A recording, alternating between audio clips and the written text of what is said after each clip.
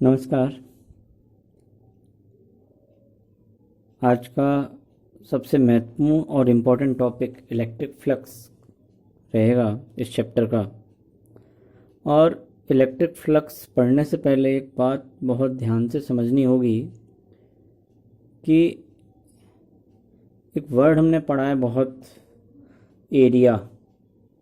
Now area is a scalar quantity और vector quantity.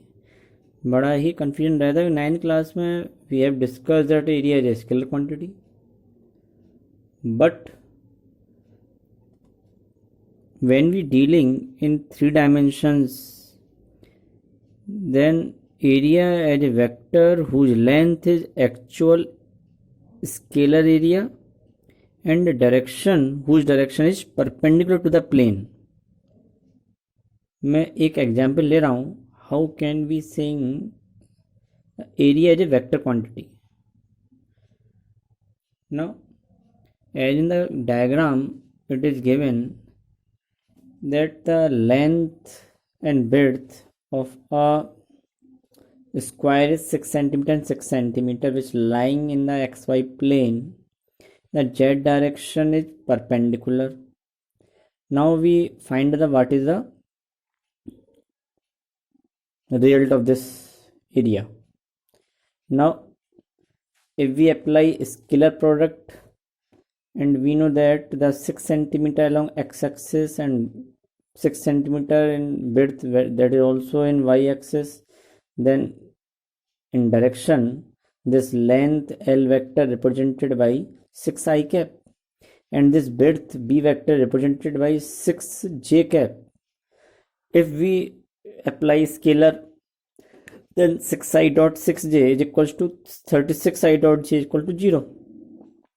Scalar product produce zero magnitude, which is not possible, but in cross product this 6i cross 6j, that is equals to 36k cap.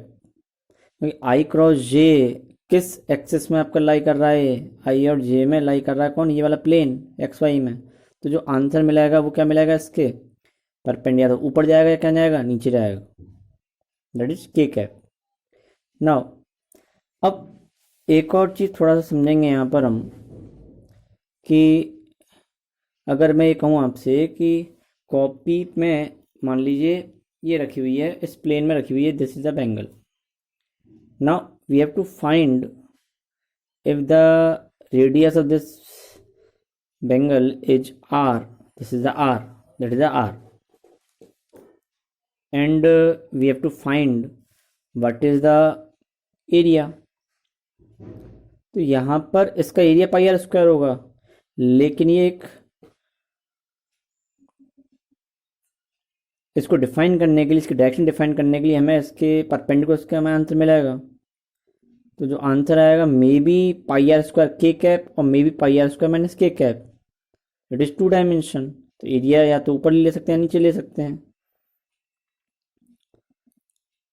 मैं इसके अब ये कह दूं, अगर ये मेरे पास स्क्वायर है यहाँ पर, अब मैं कहूँ बच्चे से बेटा बताओ जरा कि यहाँ पे कितना इसका होगा area, that is a square.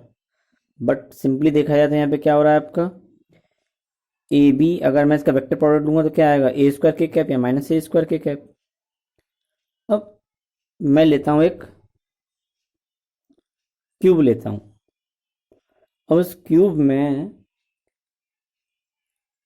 Cube का मतलब ये समझ लीजिए कि that is the rectangle, that is the square. Now that is the 1 2 3 4 ऊपर 5 and नीचे 6, there are 6 faces of this cube, imagine कर लीजिए। और मुझे ये देखना है यहाँ पर, इसका एरिया वेक्टर देखना है। अब इसका एरिया वेक्टर अगर मैं देखता हूँ तो एरिया वेक्टर कैसे मुझे निकल के आएगा यहाँ पर?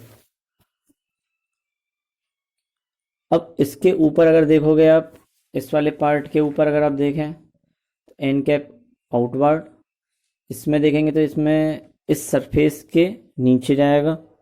ऐसे समझ लो जैसे कि ये कॉपी है, इस कॉपी के ऊपर इस कॉपी के नीचे, या इस साइड में, या इस साइड में। तो हमेशा जो 3D सरफेस होती हैं उसमें हमेशा याद रखना आउटवर्ड डायरेक्शन में लेंगे नॉर्मल, परपेंडिकुलर सरफेस के। एक बात। दूसरी बात, अगर मेरे पास एक स्फीयर है तो परपेंडिकुलर हमेशा या नॉर्मल जो होगा उसके सेंटर से ही पास होगा। तो एरिया वेक्टर समझ में आ गया होगा कि क्यों हम लेते हैं, उसकी डायरेक्शन स्पेसिफाई करने के लिए लेते हैं। अब बात आती है इलेक्ट्रिक फ्लक्स की। फ्लक्स का मतलब होता है बहना, टू फ्लो। क्या चीज़ बह रहा है आपका वहाँ पर? इलेक्ट्रिक फील्ड लाइंस बह रही हैं। इलेक्ट्रिक फील्ड लाइंस किस में से बह रही हैं? It is passing perpendicular to a plane surface. कितनी बह रही हैं? That is a number, the number of field electric lines passing perpendicular to a plane surface. Most important, perpendicular to surface, उसके लेंगे यहाँ पर। अब एक बात सोचो यार यहाँ पर कि जितनी इलेक्ट्रिक फील्ड लाइंस ज़्यादा होंगी, मैं एक एग्जाम्पल लूँ अगर, और मैं कहता हूँ कि दैट इज द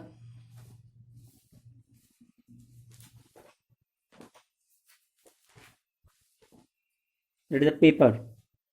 अब इस पेपर के, अब मैं कहता हूँ कि अगर अभी पेपर इतना है सिंपल, इसका एरिया मैंने कम कर रखा है, इसका एरिया क्या हो गया? बढ़ गया। मान लो इलेक्ट्रिक फील्ड लाइंस जो जा रही हैं, ऐसे समझ सकते हैं कि इलेक्ट्रिक फील्ड लाइंस आपकी लेफ़्ट टू राइट जा रही हैं, बहुत सारी आ रही हैं। अब इस इतने प्लेन में से कितनी जा पाएंगी? कम। और अगर मैं इसी का एरिया क्या कर दूं, मैं इस तरह से बढ़ा दूं, इस तरह से बढ़ा दूं, तो इलेक्ट्रिक फील्ड लाइन ज़्यादा जाएंगी नहीं जाएंगी? पहले कम जा रही थी, अब क्या जाएंगी? ज़्यादा। तो इसका मतलब क्या हुआ कि इलेक्ट्रिक फ्लक्स इस पर डिपेंड कर रहा है, एरिया पर डिपेंड कर रहा है। दूसरी बात, अगर मैं यहाँ पर ये कह दूँ कि इलेक्ट्रिक फील्ड लाइंस, मान लीजिए मैंने ए फिक्स कर रखा है और इसमें से मान लीजिए 3 लाइंस जा रही हैं, फिर कुछ देर बाद कहूँ कि इसमें से कितनी जा रही हैं? 10 जा रही हैं लाइन इसी में से। तो इसका मतलब क्या हुआ? जो इलेक्ट्रिक फ्लक्स होगा वो किस पर डिपेंड कर रहा है? इलेक्ट्रिक फील्ड पे डिपेंड कर रहा है, तो डेंसिटी फील्ड लाइंस पे डिपेंड कर रहा है। तो इसका मतलब क्या हुआ? फाई किसके प्रोपोर्शनल हो गया? ई और ए के। नेक्स्ट, एक और बात आती है यहाँ पर। मान लीजिए ये हमारे पास एक प्लेन सरफेस है, इलेक्ट्रिक फील्ड लाइंस और area vector both are parallel, तो थीटा की वैल्यू 0 है। और if the electric field lines makes the some angle with that of the A vector, then there are the two component of the electric field, two component of electric field, one component which is parallel to area vector and the component which is perpendicular. अभी हमने बोला कि electric जब flux की reference कह रहे थे, number of field lines passing perpendicular to plane surface, तो we taken the component which is parallel to, we take the component of electric field which is parallel to a vector, that is e cos theta। तो formula क्या हुआ? 5/e a cos theta। तो vector form में क्या लिखा है? 5/e dot A vector. ना unit क्या है इलेक्ट्रिक फील्ड की? अभी क्या पढ़ाया था हमने, पढ़े थे कुछ दिनों पहले कि ई बराबर क्या है हमारे पास? F/Q0। तो न्यूटन पर कूलम, एरिया क्या होगी? मीटर स्क्वायर, तो न्यूटन पर कूलम मीटर स्क्वायर। ठीक है। अब थोड़ी सी एक बात समझना, मान लीजिए ये मेरे पास पेज है यही। अब इस पेज को मैंने सीधे ऐसे रख दिया, सिंपल इस तरह से, इस तरह से। अब मैं कह रहा हूँ कि यहाँ से कितनी फील्ड लाइंस पास हो रही हैं, सॉरी फील्ड लाइंस ऐसे जा रही हैं, बहुत सारी आ रही हैं। अब मैं आपसे पूछ रहा हूँ कि बताओ बेटा फ्लक्स इतना होगा इसका, तो what is the area vector? This is the area vector, that is the electric field line. What is the angle? Angle is 90 degree, cos 90 is 0, so that why phi equal to 0। now in that question, अब मैं कहूँ कि electric field lines इस area vector के यहाँ पे angle 30 degree दे रखा है। अब क्वेश्चन में पूछा है कि बताओ कि इलेक्ट्रिक फ्लक्स कितना होगा। अब सीधी सादी बात कि यहाँ पर थीटा जो एंगल लेते हैं वो किसके बीच का लेते हैं? इलेक्ट्रिक फील्ड और एरिया वेक्टर के बीच का लेते हैं। तो एंगल कितना आएगा? 60 डिग्री। अब सब समझदार हो, कर लोगे अपने आप। Electric field lines, electric field जिधर जा रहा है उधर ही का ही हम एरिया वेक्टर मानते हैं 2D में, उसको हम पॉजिटिव मानते हैं। जिस डायरेक्शन में इलेक्ट्रिक फील्ड लाइन जा रही है उसी डायरेक्शन में हम एरिया वेक्टर लेते हैं 2D फिगर में, 3D फिगर में नहीं लेते।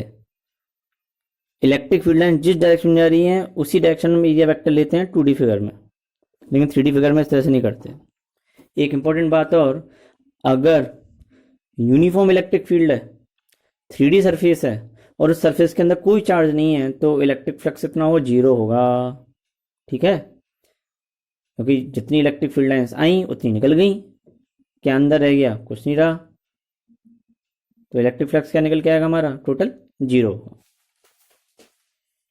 अच्छा,